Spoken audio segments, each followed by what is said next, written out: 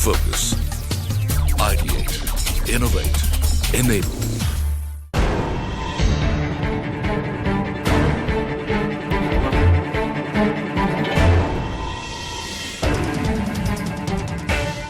Hello and welcome to the Governance Code, our special two-part series on corporate governance. In today's scenario, there's a need for strict and transparent governance to facilitate growth, stability and profitability in business.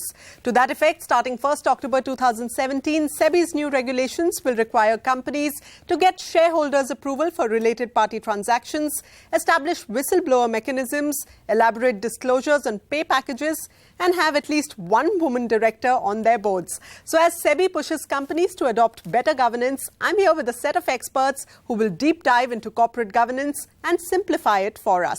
Joining me at our Mumbai studios are M. Damodaran, former chairman of the Securities and Exchange Board of India, Ketan Dalal, managing partner of Catalyst Advisors, Sriram Subramanian, managing director at InGovern, and V.K. Unni, Professor of Public Policy and Management at the Indian Institute of Management, Calcutta.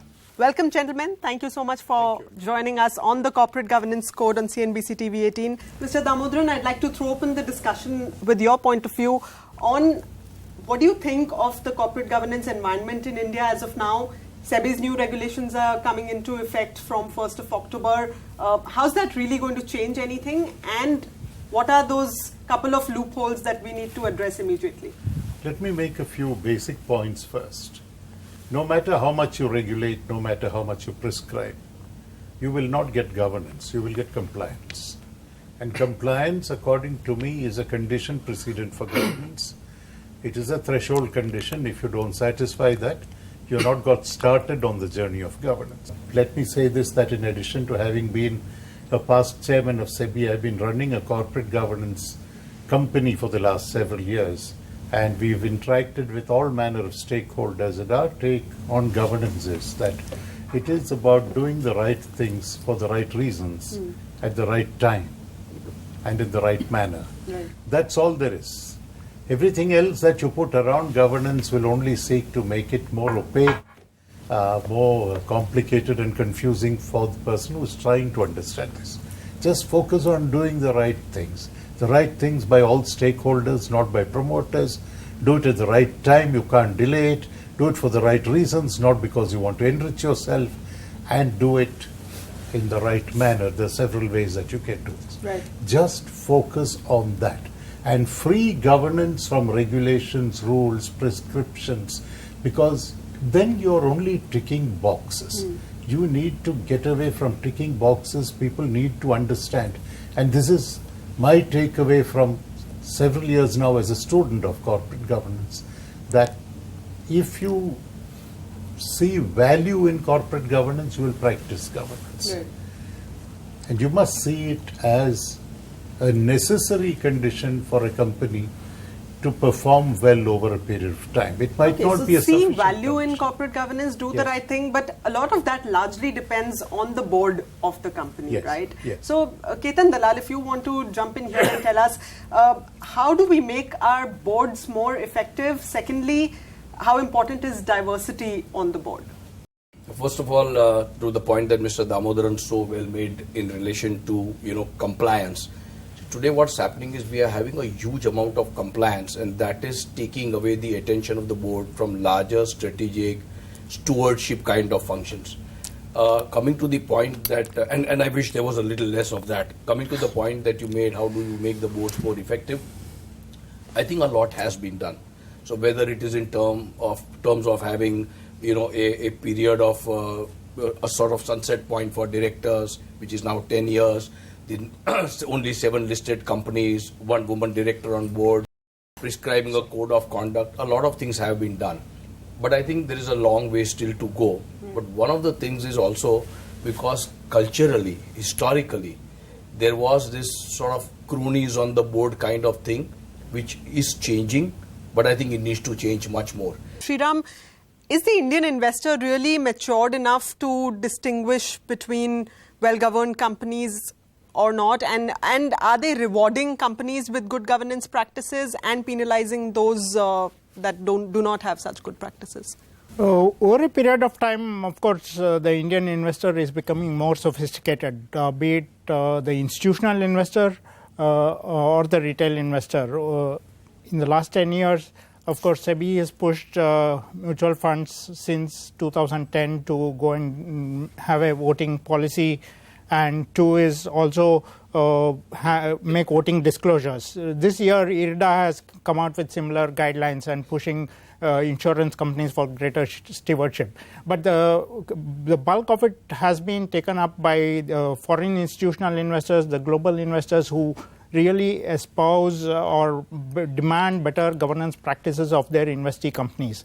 But this has to go beyond governance. In fact, it has to spill over into ESG, which is the mother sort of environment, social and governance issues. So I think global investors, of course, are keen to invest in companies which have best practices in ESG. All right. So let's also talk a little bit about the role of the independent director, because he or she is crucial to corporate governance and good governance in a company. So, Professor Unni, first up, what are those duties that an independent director has, particularly towards protecting the rights of minority shareholders?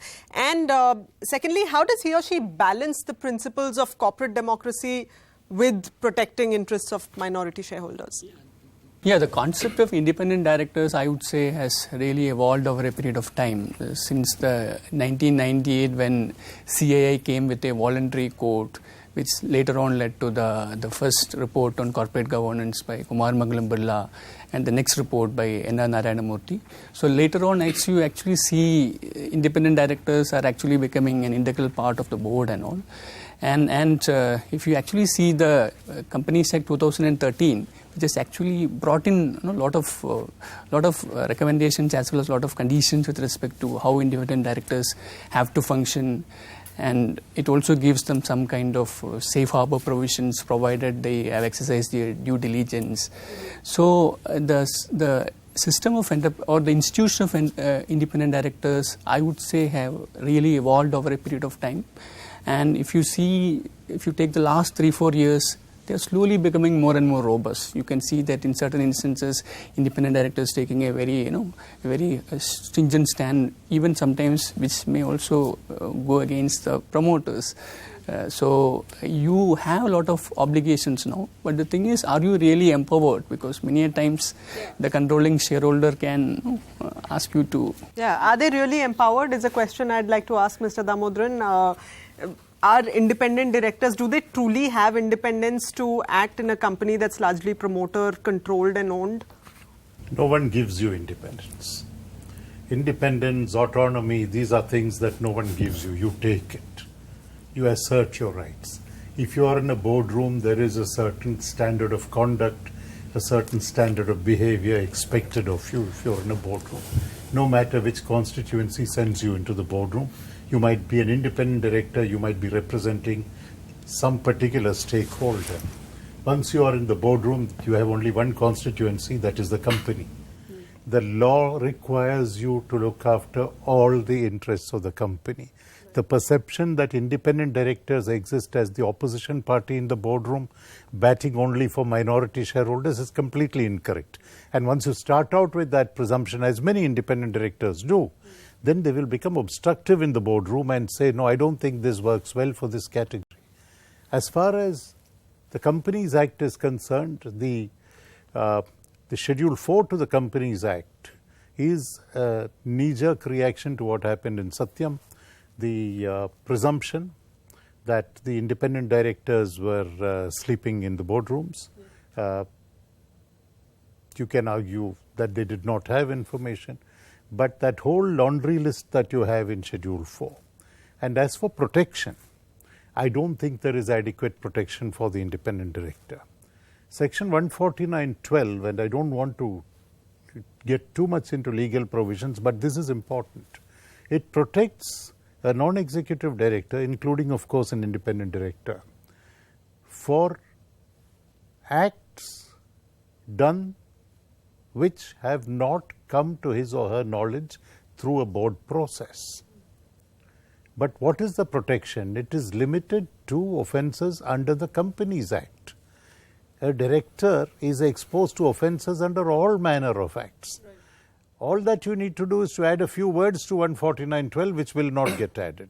So another solution that many countries have been exploring is a two-tier board, a supervisory board and a management board. Ketan, what do you think of that? Is it relevant in the Indian context? You know, there are two ways to look at it. One is, of course, the unitary way in which it is functioning today. And as you mentioned, certain European countries, particularly Germany and Norway, have had this two-tier board. One is the supervisory board and one is the management board. So Mr. Damodaran mentioned, superintendents, control and direction.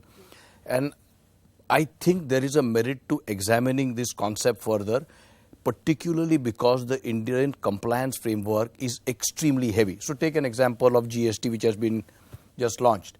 So you have a situation where you have to fill, say, 25 returns a month, for example, and many more if you have got in different states. The last thing you want is a director to get worried about non-filing of returns, about some provident fund issue, deduction of TDS, etc. You'd rather spend this time in the larger stewardship, direction, control and guidance. And from that point of view, there is a merit in considering. Now, where you're going to get all these directors for this two-tier board is a different issue. But I suppose that one possible idea is that the management board could have mainly the executive directors. And it's, I think, certainly an idea worth exploring in the Indian context. I know that Sriram has a contradictory point to this. Would you like to share that? No, our corporate law is a genesis of the UK law, and it has, and the world is also moving towards, even Germany and Norway countries are moving towards unitary boards. The fact is that the board's role is both at one end operational, at least directing the management of the company, and also a stewardship to ensure sustainability of the company. Right? So both cannot be separated completely out. And in any event, the current constitution of the board requires, or at least there is a large percentage of the board consists of executive directors in any event. So I don't think there needs to be a separate supervisory board per se. And that's not adding value. Professor Unni, as far as nominee directors are concerned, how do they really handle the conflicts between, say, the board they're serving and their own organization? See, once you are a director, you are essentially supposed to be, there is a fiduciary duty on your part. So you are actually supposed to further the interests of the company, or rather the shareholders of that particular company. And now anyway, earlier there was a concept of nominee directors also could be independent directors. But now with the LO, the listing obligations and disclosure regulations, so they cannot be independent directors. Plus Companies Act also clearly talks about that. All right. So on that note, let's take a short break right now, but stay with us because on the other side, we'll talk about succession planning, differences between the promoters and the board, and solutions for strengthening the corporate governance framework in India. You're watching The Governance Code on CNBC TV 18.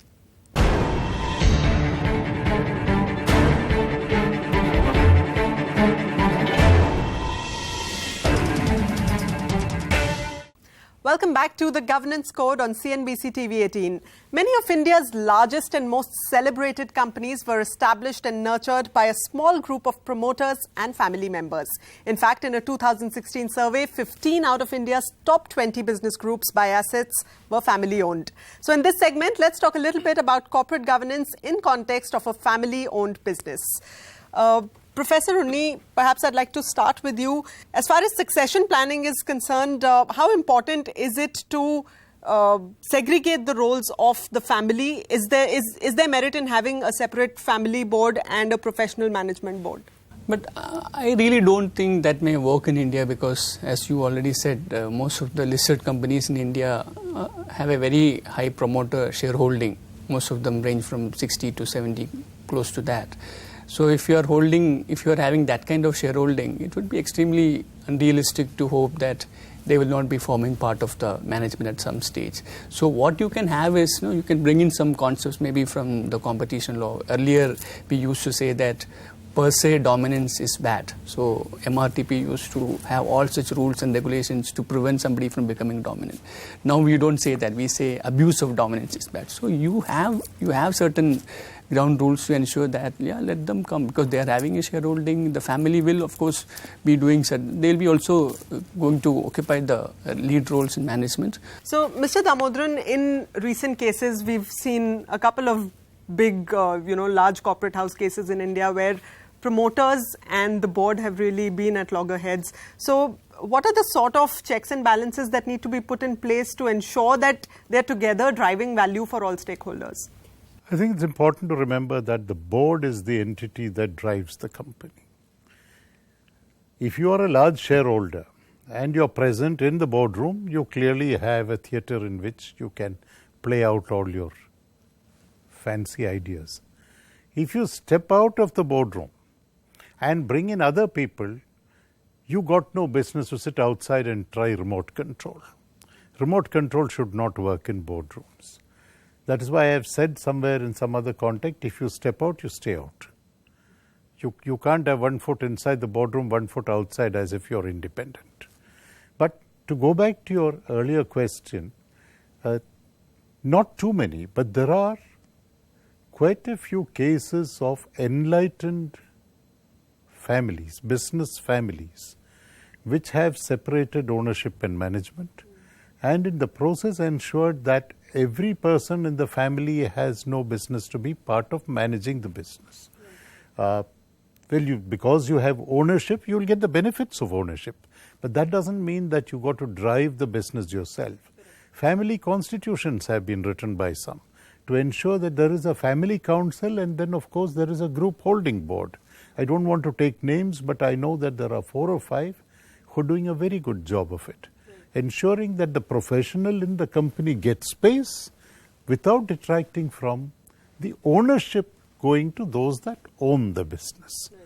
Given the several layers of an Indian conglomerate, you have promoters, you have holding companies, you have operating companies, how does one really pierce the corporate veil? Is there a need to codify roles and responsibilities, Ketan? I think a lot of codification has already been done. So I think we should not have over-prescription.